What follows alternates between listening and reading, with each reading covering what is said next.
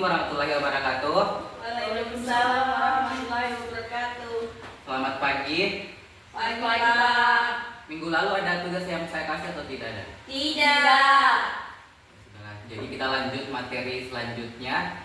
Tapi sebelum itu saya bacakan dulu ininya, tujuan pembelajarannya ya. Iya Pak. Sambil kalian baca-baca materi yang sudah saya kirim sama PPT-nya, karena kita tidak punya proyektor. Jadi lihat nih jawaban masing-masing. Baik Pak. Karena nanti saya mau tanya satu-satu. Tujuan pembelajaran yang pertama itu nanti kalian bisa memahami definisi organisasi sosial dan mampu menjelaskan apa itu organisasi sosial dan bagaimana fungsinya dalam kehidupan masyarakat. Terus yang kedua, nanti kalian mampu mengenali peran keluarga sebagai organisasi sosial dan mampu menjelaskan peran keluarga sebagai unit sosial dasar dan fungsinya dalam membentuk individu dan masyarakat. Yang ketiga, mengenal berbagai sistem kekerabatan, di mana nanti kalian ini mampu membedakan dan menjelaskan minimal 3 sistem kekerabatan, yaitu patrilineal, matrilineal, dan bilateral, serta cara mereka menelusuri garis keturunan. Terus yang keempat, memahami garis pengaruh sistem kekerabatan terhadap struktur dan fungsi keluarga, di mana nanti kalian mampu menganalisis bagaimana sistem kekerabatan mempengaruhi struktur kekuasaan, peran anggota keluarga, pola interaksi dalam keluarga. Terus yang kelima, menyadari dampak globalisasi terhadap organisasi sosial keluarga, mampu menganalisis pengaruh globalisasi terhadap perubahan peran gender, migrasi, dan nilai-nilai budaya dalam konteks keluarga di Indonesia. Adapun indikator penilaiannya, yang pertama, mampu mengidentifikasi organisasi sosial dan menjelaskan fungsinya. Siswa dapat memberikan definisi yang tepat tentang organisasi sosial dan menjelaskan peran pentingnya dalam kehidupan masyarakat.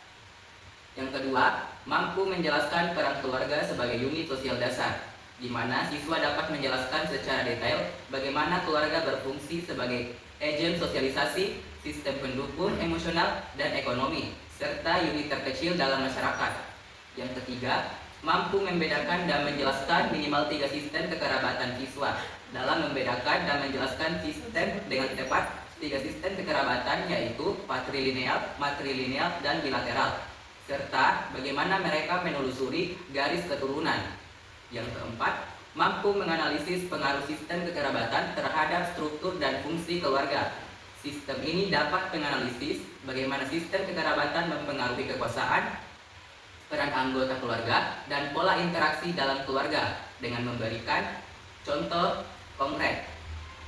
Terus yang terakhir, mampu menganalisis dampak globalisasi terhadap peran organisasi sosial keluarga. Siswa dapat menganalisis pengaruh globalisasi terhadap perubahan peran gender, migrasi, dan nilai-nilai budaya dalam konteks keluarga di Indonesia dengan memberikan contoh dan argumen yang tepat.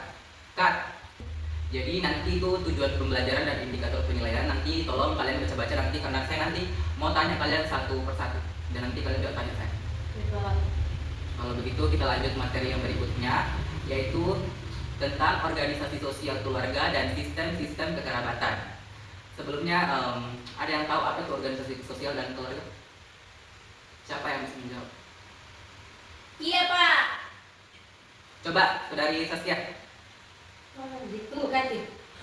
Baik, di sini saya akan menjelaskan mengenai organisasi sosial keluarga. Organisasi sosial keluarga mengacu pada pola interaksi dan hubungan antar anggota keluarga. Pola ini dipengaruhi oleh berbagai faktor, termasuk budaya, ekonomi, agama, dan sejarah. Struktur keluarga dapat bervariasi secara signifikan di seluruh dunia. Bahkan dalam satu masyarakat terdapat berbagai bentuk keluarga. Aspek penting dari organisasi sosial keluarga itu meliputi yang pertama, struktur keluarga. Kah? Oke, baik, terima kasih Saudari Saskia. Yang terakhirnya berapa? 10-14. Oke, 14 Saudari. Oke, jadi organisasi saya tahu ini. Oke, terima kasih Saudari Saskia. Berapa nih terakhir? 10-14. Oke, 10, 14. Isi lagi Kio. Oke, jadi organisasi sosial keluarga ini juga memicu beberapa aspek penting. Yang pertama adalah struktur keluarga, di mana struktur ini merujuk pada komposisi anggota keluarga dan hubungan antar mereka. Beberapa struktur keluarga yang umum termasuk keluarga inti seperti ayah, ibu, dan anak, keluarga besar termasuk kakek, nenek, paman, bibi, dan sepupu, dan keluarga yang tunggal yaitu ayah atau ibu tunggal dengan anak. Terus yang kedua, peran dan tanggung jawab setiap anggota keluarga biasanya memiliki peran penting dan tanggung jawab tertentu. Peran-peran ini dapat ditentukan oleh usia, jenis kelamin, atau status sosial. Misalnya, orang tua biasanya bertanggung jawab untuk merawat dan mendidik anak-anak mereka. Terus yang ketiga, sistem otoritas. Ini merujuk pada pengambilan keputusan dalam keluarga. Beberapa keluarga memiliki sistem otoritas patrikal, yaitu ayah sebagai kepala keluarga, matrikal, yaitu ibu sebagai kepala keluarga, dan egaliter, yaitu pengambilan keputusan bersama. Terus yang terakhir, nilai dan norma. Nilai dan norma dalam keluarga memiliki nilai-nilai yang mempengaruhi perilaku anggota keluarga. Nilai-nilai dan norma ini dapat berhubungan dengan moralitas, etika, dan perilaku sosial. Selanjutnya yaitu sistem kekerabatan. Sistem kekerabatan adalah sistem klasifikasi yang digunakan untuk mengatur hubungan keluarga. Sistem ini membantu untuk memahami hubungan mereka dengan anggota keluarga lainnya dan menentukan hak dan kewajiban mereka. Beberapa sistem kekerabatan yang umum meliputi: yang pertama ada sistem patrilineal. Sistem patrilineal di mana kekerabatan ini ditelusuri melalui garis keturunan ayah, di mana anak-anak termasuk dalam kelompok kekerabatan ayah mereka. Terus yang kedua, sistem patrilineal. Kekerabatan ini ditelusuri melalui garis keturunan ibu dan anak-anak termasuk dalam kelompok kekerabatan ibu mereka. Terus yang ketiga, sistem bilateral, di mana sistem ini ditelusuri melalui garis keturunan ayah dan ibu. Terus yang ketiga, keempat, ulang, yang keempat kaki. Nah, ini 1, 2, 3, 4. Yang keempat. Terus yang keempat, sistem eksimo, di mana sistem ini menggunakan istilah kekerabatan yang berbeda untuk anggota keluarga inti seperti ayah, ibu, saudara kandung, dan anggota keluarga yang lebih jauh.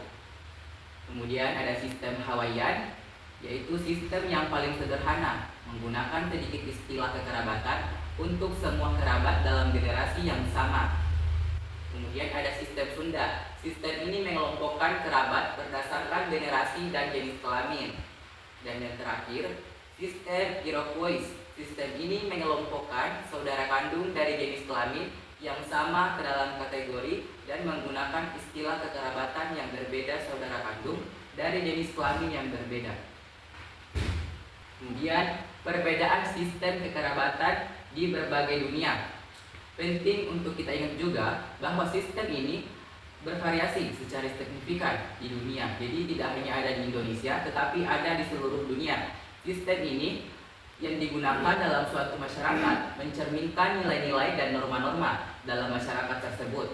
Pemahaman tentang sistem kekerabatan sangat penting untuk memahami struktur sosial dan organisasi masyarakat di Indonesia. Misalnya, sistem kekerabatan dapat bervariasi dari satu suku bangsa ke suku bangsa yang lain untuk mencerminkan keragaman budaya yang ada di Indonesia.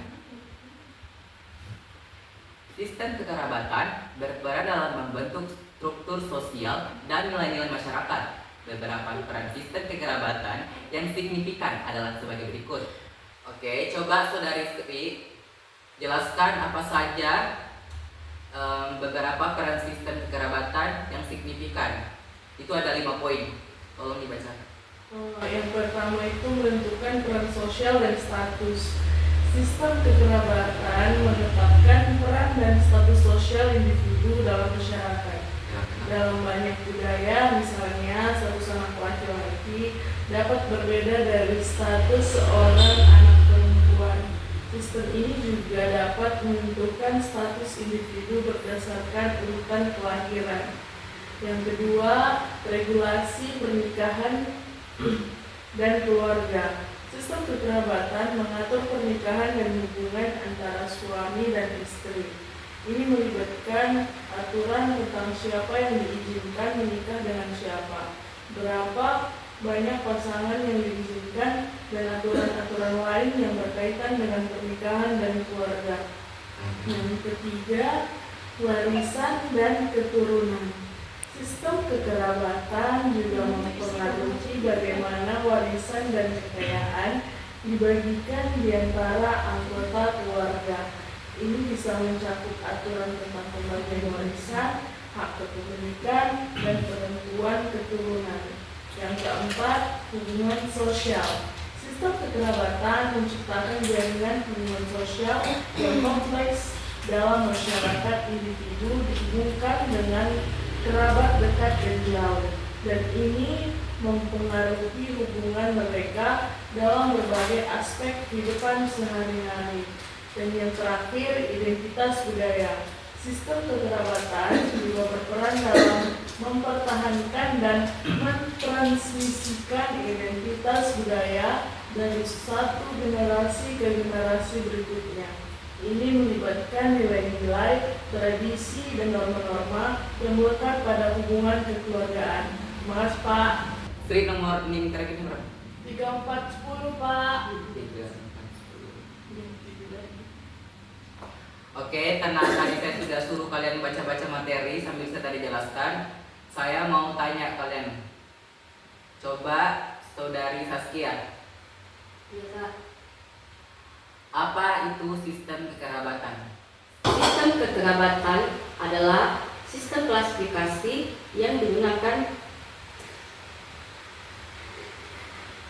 untuk mengatur keluarga.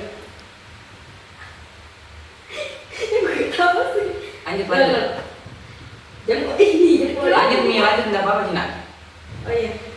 Sistem ini membantu orang untuk memahami hubungan mereka dengan anggota yang lainnya, yang menentukan hak dan kewajiban mereka.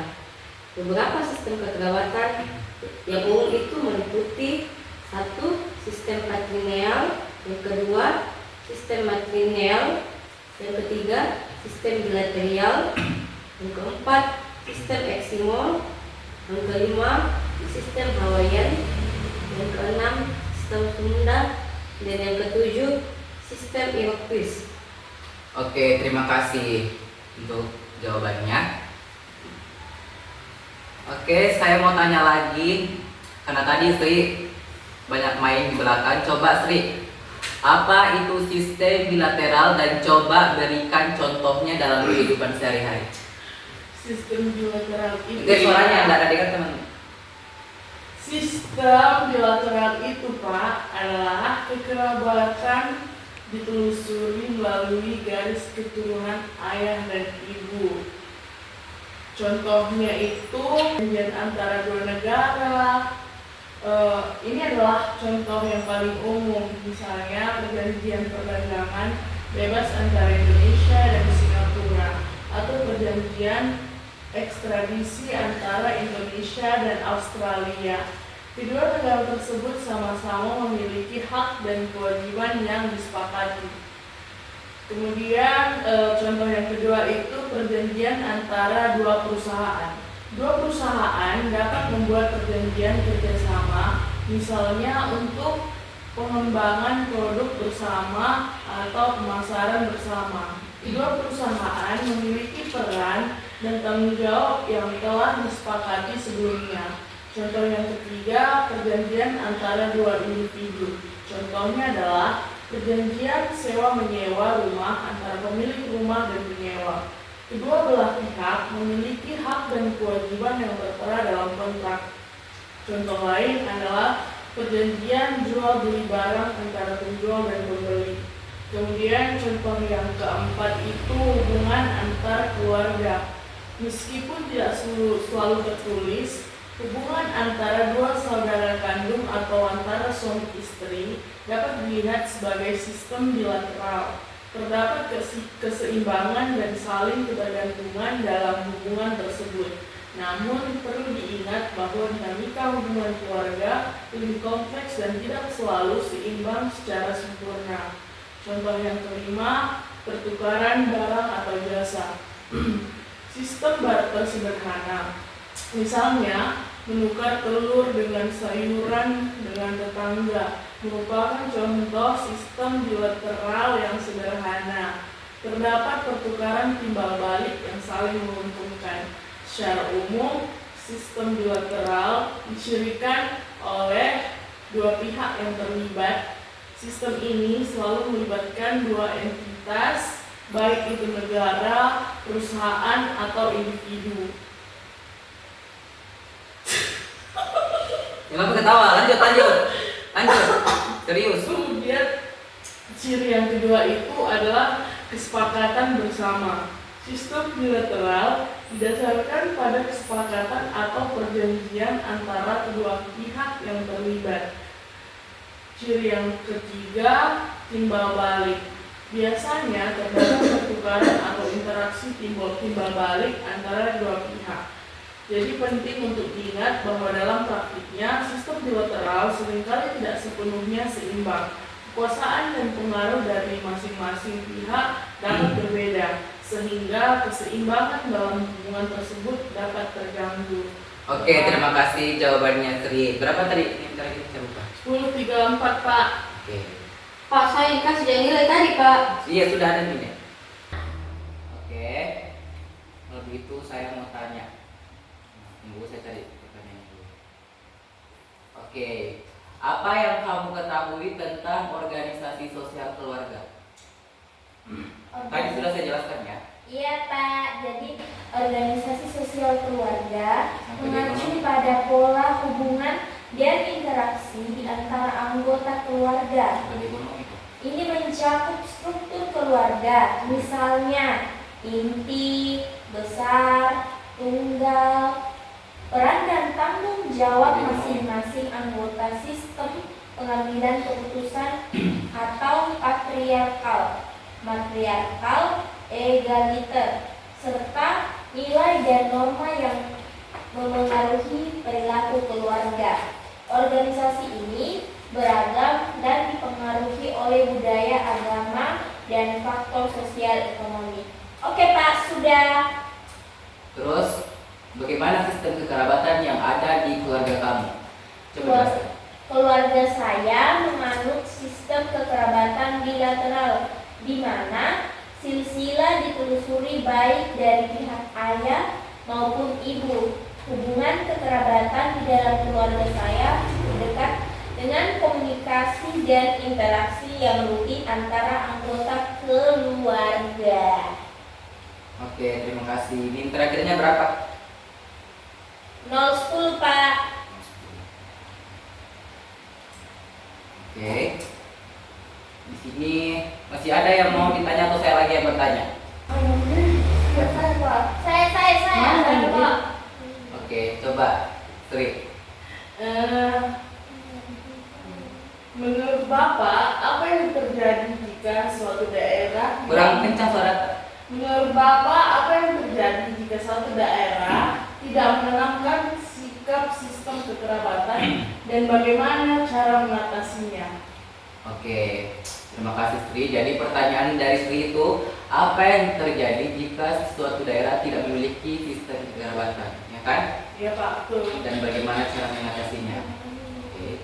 Jadi, jika suatu daerah tidak menanamkan yang namanya sikap sistem kekerabatan yang kuat, beberapa hal negatif berikut dapat terjadi. Yang pertama yaitu individualisme yang berlebihan. Tanpa ikatan kekerabatan yang kuat, masyarakat cenderung lebih individualistis. Prioritas individu mungkin lebih diutamakan daripada kepentingan bersama keluarga atau komunitas. Ini dapat menyebabkan kurangnya dukungan sosial dan rasa kebersamaan. Jadi artinya dia ini lebih mementingkan dirinya sendiri daripada orang lain. Terus yang kedua, lemahnya solidaritas sosial. Sistem kekerabatan biasanya menjadi dasar solidaritas sosial. Tanpa sistem ini, rasa saling membantu dan gotong royong dalam masyarakat bisa melemah. konflik antar individu dan kelompok dapat meningkat. Terus yang ketiga, meningkatnya angka kriminalitas. Kurangnya dukungan dan pengawasan sosial dari keluarga dan kerabat dapat berkontribusi pada meningkatnya angka kriminalitas, terutama di kalangan anak muda. Jadi juga perlu sangat diperhatikan kepada orang tua yang ada di rumah. Terus yaitu krisis keluarga. Tanpa pemahaman yang baik tentang peran dan tanggung jawab dalam keluarga, konflik keluarga dapat meningkat, seperti perceraian, kekerasan dalam rumah tangga, dan masalah anak-anak yang kurang perhatian orang tua bisa lebih sering terjadi. Kalau di sekarang bisa disebut kayak broken home. Terus hilangnya warisan budaya. Sistem kekerabatan seringkali membawa nilai-nilai dan tradisi budaya tertentu. Jika sistem ini melemah, warisan budaya tersebut dapat hilang atau terkikis. Kemudian, kesulitan dalam menjaga stabilitas sosial. Sistem kekerabatan ini juga berperan sangat penting dalam menjaga stabilitas sosial, karena tanpa sistem ini, masyarakat dapat lebih rentan terhadap konflik dan disintegrasi sosial. Kemudian, cara mengatasinya yaitu dengan melemahnya sistem. Pak, bisa diulangin poin yang terakhir kan? Yang mana? Ya, nanti. Oke, yang terakhir, kesulitan dalam menjaga stabilitas sosial. Jelas? Ya. Sistem kekerabatan ini berperan sangat penting dalam menjaga stabilitas sosial. Tanpa sistem ini, masyarakat dapat lebih rentan terhadap konflik dan disintegrasi sosial. Adapun cara mengatasinya, yang pertama yaitu dengan pendidikan dan penyadaran. Pendidikan tentang pentingnya sistem kekerabatan dan nilai-nilai yang terkandung di dalamnya perlu ditingkatkan. Ini bisa dilakukan mulai dari komunitas, sekolah, dan media massa. Selanjutnya penguatan nilai-nilai keluarga. Dengan memprogram yang bertujuan yang memperkuat nilai-nilai keluarga dan peran orang tua dalam mendidik anak perlu ditingkatkan. Konseling keluarga dan pendidikan peran penting dapat sangat membantu. Yang ketiga, pemberdayaan komunitas, di mana masyarakat perlu diperdayakan untuk membangun kembali ikatan kekerabatan yang kuat. Kegiatan-kegiatan sosial dan budaya melibatkan keluarga dan kerabat dapat membantu. Terus yang keempat, dukungan dari pemerintah. Pemerintah juga berperan penting dalam menyediakan dukungan dan insentif bagi keluarga dan komunitas yang berupaya memperkuat ikatan kekerabatan dengan bantuan keuangan, akses layanan kesehatan, dan program kesejahteraan sosial dapat diberikan. Selanjutnya, mengembangkan program yang berbasis komunitas, di mana program-program ini dapat melibatkan seluruh anggota komunitas, seperti kegiatan gotong royong, arisan keluarga, dan kegiatan sosial lainnya, dapat membantu memperkuat ikatan sosial dan kekerabatan. Selanjutnya, yaitu menghidupkan kembali tradisi dan ritual keluarga, di mana tradisi dan ritual keluarga yang positif dapat dihidupkan kembali untuk memperkuat ikatan keluarga. Yang terakhir, menggunakan media massa secara bijak, seperti media sosial dapat digunakan untuk memperkuat komunikasi dan interaksi antar anggota keluarga, meskipun perlu pengawasan agar tidak menimbulkan dampak negatif. Jadi kalian kalau menggunakan sosial media juga harus hati-hati karena itu bisa memacu yang namanya konflik. Penting juga untuk diingat bahwa setiap daerah memiliki konteks dan tantangan yang berbeda. Strategi yang paling efektif akan bergantung pada faktor-faktor lokal dan budaya. Pendekatan yang holistik dan kolaboratif antar pemerintah, masyarakat, dan lembaga-lembaga terkait sangat penting untuk keberhasilan upaya ini. Itu Sri bagaimana? Mengerti? Iya Pak. Oke, saya butuh satu orang lagi untuk tanya siapa yang mau. Saya, interaksi, Pak. ya. Oke, apa? Bagaimana sistem kekerabatan dapat mempengaruhi budaya dan tradisi di suatu masyarakat? Terima kasih pertanyaannya Saudari Saskia. Jadi pertanyaan dari Saudari Saskia yaitu bagaimana sih sistem kekerabatan dapat mempengaruhi budaya dan tradisi suatu masyarakat. Oke, jadi sistem kekerabatan ini memiliki pengaruh yang sangat mendalam terhadap budaya dan tradisi suatu masyarakat.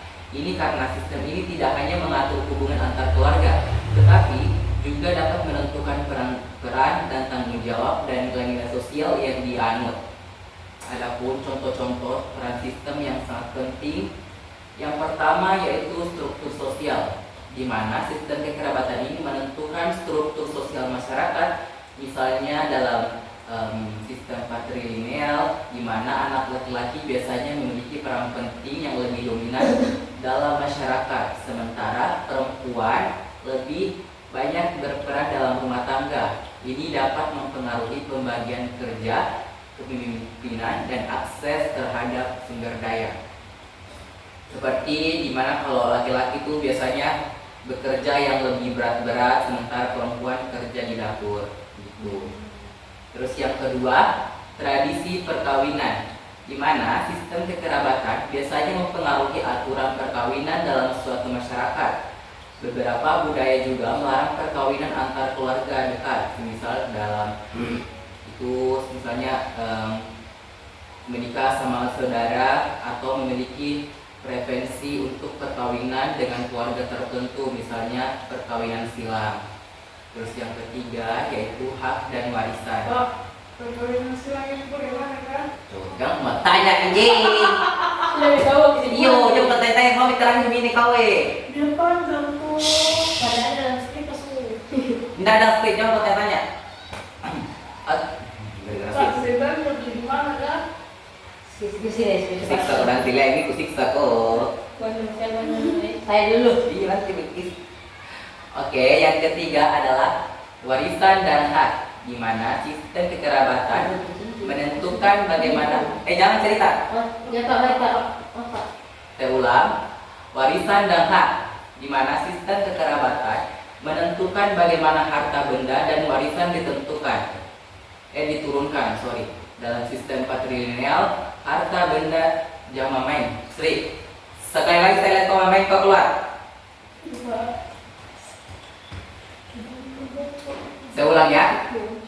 Warisan dan hak, sistem kekerabatan menentukan bagaimana harta benda dan warisan diturunkan. Dalam sistem patrilineal, harta benda biasanya diturunkan kepada anak laki-laki, sementara dalam sistem matrilineal, harta benda diturunkan kepada anak perempuan. Karena ini mempengaruhi distribusi kekayaan dan status sosial dalam masyarakat. Terus yang keempat, ritual dan upacara. Sistem kekerabatan ini mempengaruhi ritual dan upacara yang dilakukan dalam masyarakat. Contohnya, dalam sistem patrilineal, upacara kematian lebih berfokus kepada keluarga pihak ayah, sementara sistem matrilineal, upacara kematian mungkin lebih berfokus kepada pihak ibu. Selanjutnya, sistem kepercayaan, di mana sistem ini juga dapat mempengaruhi sistem dan nilai-nilai moral dalam masyarakat. Misalnya, beberapa budaya memiliki kepercayaan tentang nenek moyang atau roh leluhur yang diwariskan melalui garis keturunan tertentu. Lanjut, yaitu ada bahasa, di mana terminologi kekerabatan dalam suatu bahasa mencerminkan sistem kekerabatan yang dianut istilah-istilah untuk menyebut anggota keluarga seperti paman, bibi, sepupu, dan saudara dapat berbeda di berbagai budaya. Dan contoh pengaruh sistem kekerabatan misalnya ada di suku Minangkabau, di mana di Minangkabau itu di Indonesia memiliki sistem kekerabatan matrilineal. Warisan dan kepemimpinan diturunkan melalui garis ibu. Ini memengaruhi struktur sosial tradisi, perkawinan, dan peran perempuan dalam masyarakat. Terus yang terakhir yaitu suku Sunda, di mana suku Sunda di Indonesia memiliki sistem kekerabatan bilateral. Warisan dan kepemimpinan dapat diturunkan melalui garis ayah dan ibu, di mana ini menciptakan struktur sosial yang lebih egaliter dan peran perempuan yang lebih efektif dalam masyarakat. Itu Saudara Saskia. Baik, terima kasih Pak. Oke. Jadi ada yang mau bertanya atau sudah? Tidak. Ada Pak. Oke, kalau begitu saya akan membacakan kesimpulan untuk hari ini, yaitu di mana organisasi keluarga dan sistem kekerabatan merupakan kedua konsep yang saling berkaitan dan saling mempengaruhi satu sama lain. Organisasi sosial keluarga menjelaskan pola interaksi dan hubungan dalam keluarga, meliputi struktur, peran otoritas, dan nilai-nilai. Sementara sistem kekerabatan mengklasifikasikan hubungan keluarga, menentukan garis keturunan, dan memengaruhi tradisi, aturan perkawinan, serta warisan. Kedua konsep ini sangat beragam untuk kita bahas, dan ini sangat penting untuk antar budaya dan sangat memengaruhi struktur sosial, nilai-nilai, dan tradisi untuk masyarakat. Melemahnya sistem kekerabatan dapat mengakibatkan dampak negatif seperti individualisme, konflik sosial, dan krisis keluarga, sehingga perlu adanya upaya untuk memperkuat ikatan kekerabatan melalui pendidikan, pemberdayaan komunitas, dan dukungan pemerintah. Pemahaman yang baik tentang organisasi sosial keluarga dan sistem kekerabatan sangat penting untuk kita pahami dan kita pelajari. Oke, saya kira itu saja. Jika sudah tidak ada yang mau ditanyakan, oh ya, saya sambil lupa absen. Saya dulu deh, sabar. Oke, untuk Saudari Saskia Hani Putri. Hadir Kak. Oke, Sulfianti. Hadir Kak. Sri Malam baru bangun. Hadir Kak, Pak. Ini baru dari Medan. Iya Pak. Oh, jauh juga ya. Oke, juga tidak ada yang mau ditanyakan lagi. Mungkin minggu depan saya tidak masuk, jadi saya bakal kirim materi selanjutnya dan ada tugas juga nanti saya kirim bisa oke. Oke, kalau begitu saya akhiri. Terima kasih untuk kalian yang hadir. Semoga sehat selalu. Saya akhiri. Assalamualaikum warahmatullahi wabarakatuh. Waalaikumsalam.